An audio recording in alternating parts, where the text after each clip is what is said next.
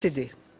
En Birmanie, il y a tout juste 10 ans, le parti d'Aung San Suu Kyi remportait les élections législatives, une victoire éclatante qui n'a jamais été reconnue par la junte militaire au pouvoir et le nouveau Parlement n'a jamais été autorisé à se réunir. Depuis, le gouvernement tente de tout faire pour mater, voire anéantir ce qui par la force des choses est devenu l'opposition, un pays où la liberté de parole n'existe pas et qui s'appuie, comme dans toutes les dictatures, sur un réseau d'informateurs où la délation est monnaie courante. C'est dans ces conditions que nos envoyés spéciaux, Maryse Burgot et Bruno Girondon, ont tenté de tourner le plus souvent. Ils ont dû se cacher des autorités pour travailler. Dans la rue, à l'abri des oreilles indiscrètes, il a chuchoté le mot démocratie. Pour que nous sachions tout de suite que malgré la peur, les Birmans osent encore. Il vit dans un pays où critiquer le régime à visage découvert peut conduire en prison, un pays en guerre contre son propre peuple, selon un récent rapport de l'ONU. Nous avons rencontré ce jeune Birman dans un quartier populaire de Rangoon.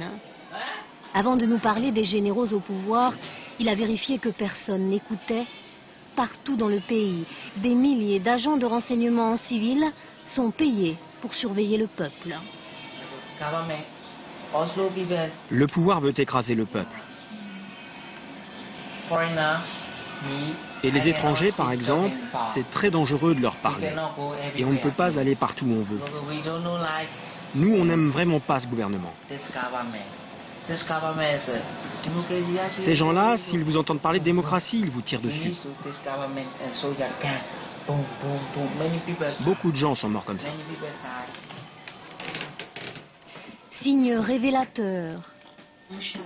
C'est sous le manteau qu'il écoute les radios étrangères comme la BBC, interdites par la dictature. Et dans les rues de Rangoon, des panneaux dictent aux Birmans leurs désirs.